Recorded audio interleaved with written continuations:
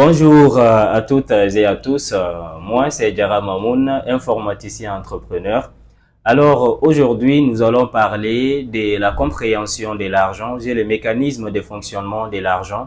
Nous avons choisi cette thématique pour beaucoup de raisons parce que nous vivons dans une société où la plupart des gens vivent dans la pauvreté, dans la galère. Cela est dû au fait que la plupart d'entre nous manquons de l'éducation financière. C'est pourquoi nous avons décidé aujourd'hui d'aborder cette thématique-là, qui sera une première vidéo, qui sera une première pour une série de vidéos qui va venir, Inch'Allah, progressivement, afin que notre communauté, les gens de notre communauté puissent vraiment comprendre qu'en réalité, tout le monde a la possibilité de devenir riche, d'atteindre la liberté financière.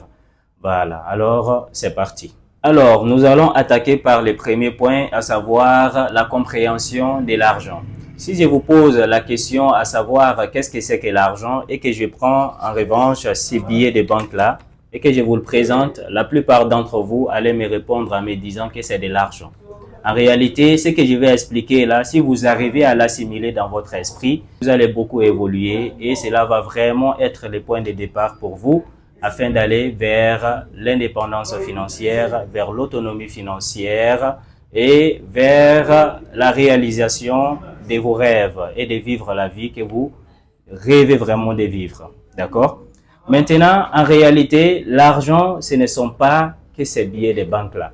Ce qu'il faut retenir, c'est que l'argent, c'est toute chose matérielle ou immatérielle, d'accord, qui détient une valeur que l'on pourrait convertir en une monnaie. C'est cela de l'argent. Quand on parle des choses matérielles, par exemple, je prends cet ordinateur-là. Cet ordinateur, c'est quelque chose de matériel car je peux voir et toucher.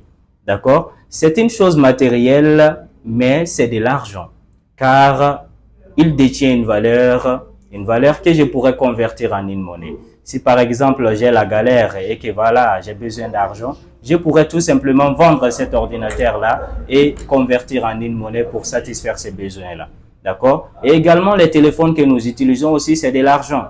D'accord? La plupart d'entre nous, nous restons comme ça en disant qu'en réalité, on manque d'argent, on traverse une situation précaire et tout. Alors qu'en réalité, on a de l'argent sur nous et nous utilisons de l'argent, nous travaillons avec, nous marchons avec, nous dormons avec de l'argent et nous nous réveillons avec de l'argent.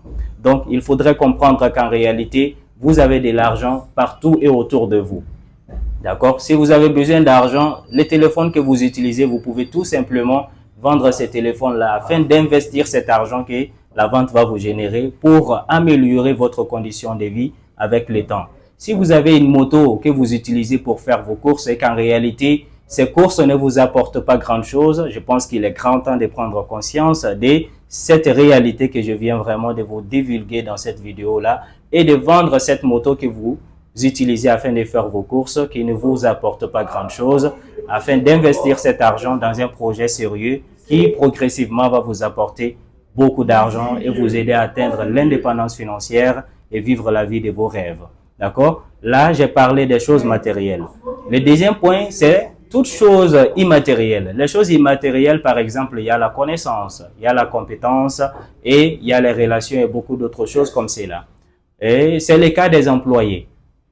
Une personne part travailler chez quelqu'un dans une entreprise auprès de l'État parce qu'en réalité, la personne sait ou la personne a la conscience qu'en réalité, elle a quelque chose d'immatériel, mais qui détient une valeur qu'elle pourrait convertir en une monnaie, en des billets de banque. C'est pour cette raison-là que la personne part demander de l'emploi, cherche l'emploi, exerce, d'accord, part convertir, échanger ces compétences-là, ces connaissances-là contre ces billets de banque. D'accord. Comme deuxième point, nous allons aborder le mécanisme de fonctionnement de l'argent parce qu'il est très important de comprendre comment fonctionne l'argent. À partir du moment où vous ne comprenez pas comment fonctionne l'argent, vous aurez vraiment du mal à conserver de l'argent, à gagner cet argent-là, à le garder, à l'investir jusqu'à atteindre la liberté financière. Comme le disait C.C. Comé, C.C. Comé, il a dit que tout le monde gagne de l'argent, mais tout le monde ne peut pas garder l'argent. Parce que gagner de l'argent, c'est à la portée de tout le monde. Mais garder l'argent et le faire fructifier, c'est là où se pose réellement le problème. Donc, À travers cette explication que nous allons donner, je pense que ce serait vraiment beaucoup plus facile pour celui qui écoute attentivement et essaye d'appliquer cela, de pouvoir conserver son argent afin de pouvoir le faire fructifier, le faire multiplier jusqu'à atteindre la liberté financière et vivre la vie, voilà, de vos rêves. Ok. Maintenant, comme mécanisme de fonctionnement de l'argent, nous allons aborder deux points principalement. Comme premier point, nous allons aborder ce qu'on appelle le flux de revenus et comme deuxième point, nous allons aborder le flux de sorties. Donc, le flux de revenus d'argent, à ce niveau, on a deux flux de revenus d'argent, d'accord? Il y a ce qu'on appelle les revenus passifs et il y a ce qu'on appelle également des revenus actifs, d'accord?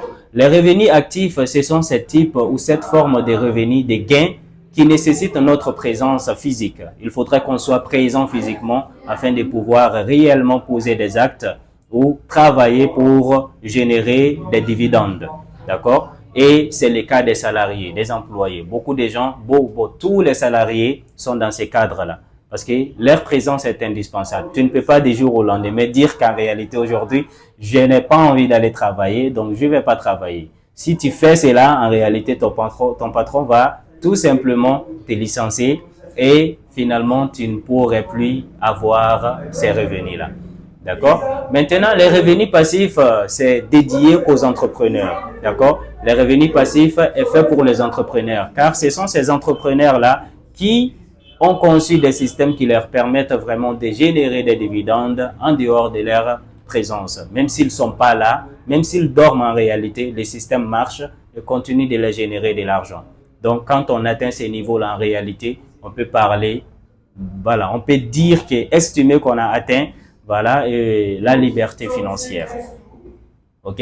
Maintenant, toute personne qui gagne de l'argent se trouve dans ces deux catégories-là. Et comme deuxième point, nous allons aborder le flux des sorties. Le flux des sorties, je vous conseillerais d'élaborer ce qu'on appelle jusqu'à 3 caisses. D'accord? Voilà, ces concepts-là, nous allons les développer un peu plus en profondeur plus tard. La première chose que vous avez à faire lorsque vous gagnez de l'argent, c'est de mettre premièrement dans une caisse qu'on appelle, ou que j'aime appeler caisse d'épargne. Dans cette caisse-là, vous mettez tout simplement de l'argent, d'accord? De l'argent, une partie de votre argent, de vos revenus, qui n'a qu'un seul but, qui est l'investissement. Cet argent ne doit pas être utilisé pour d'autres fins à part l'investissement, afin de se multiplier pour que, voilà, vous puissiez un jour atteindre la liberté financière. Et la deuxième chose à faire, quand vous gagnez de l'argent, après avoir épargné la partie de votre revenu qui doit être investie plus tard, vous devez élaborer ce que j'appelle une caisse de dépenses. Dans cette caisse de dépenses-là, vous mettez de l'argent, d'accord, qui va couvrir les dépenses liées à votre terrain de vie, d'accord, les dépenses concernant votre logement, nourriture, d'accord, et concernant également vos frais de déplacement, les frais médicaux, etc. D'accord? C'est cet argent-là qui doit être mis dans ça. Et vous devez faire en sorte vraiment de ne pas dépasser au niveau de cette caisse-là un certain montant que nous allons expliquer progressivement. Et la troisième caisse que je vous conseille vraiment d'élaborer, une fois que vous obtenez de l'argent chaque mois ou peu importe, d'accord, c'est de mettre ce qu'on appelle une caisse de réserve. Dans cette caisse de réserve, vous mettez un certain montant, un certain pourcentage de vos revenus qui va vous permettre maintenant de réagir en cas d'urgence, en cas d'imprévu. Parce qu'en réalité, nous vivons dans une société où on ne vit pas, où on ne travaille pas pour gagner de l'argent que pour nous-mêmes. On travaille pour prendre en charge beaucoup d'autres personnes. Ce faisant, il est important pour éviter que notre épargne qui est vouée à être investie plus tard afin de se multiplier ne soit pas vraiment touchée, d'avoir une caisse de réserve afin de pouvoir couvrir ces urgences-là ou ces imprévus qui vont se présenter. Et je suis sûr qu'ils vont vraiment se présenter. Donc, avec ces 3 caisses, vous avez déjà quelques éléments qui vont vous permettre vraiment de mieux canaliser votre argent et en réalité, progressivement avec le temps, vous allez atteindre la liberté financière. Ce n'est que de cette manière-là qu'il serait possible pour vous d'atteindre la liberté financière. D'accord? Si vous n'arrivez pas à concevoir un système comme ça, de cette manière-là, pour gérer vos flux de sortie d'argent, d'accord? vous resterez prisonnier dans ce que j'appelle la pyramide de l'esclavage. La pyramide de l'esclavage, c'est quoi? C'est cette pyramide-là dans laquelle vous allez travailler, gagner de l'argent, dépenser et retourner travailler. Donc, vous allez passer toute votre vie à rester prisonnier de cette pyramide-là et ne pas pouvoir réellement mener la vie que vous désirez vraiment mener et vivre la vie que vous souhaitez vraiment vivre. D'accord? Et réaliser vos rêves. À toutes celles et ceux qui veulent réellement approfondir ces connaissances et pouvoir mieux gérer leurs finances, leur argent, les revenus, nous avons des formations adaptées à chaque personne dans notre entreprise, voilà, chez Mamoutech. Et pour bénéficier de ces formations-là ou avoir plus d'informations au sujet de ces formations pour gérer votre finance et atteindre la liberté financière, contactez-nous au 79 21 39 62 ou au 70 86 44 49. À la prochaine.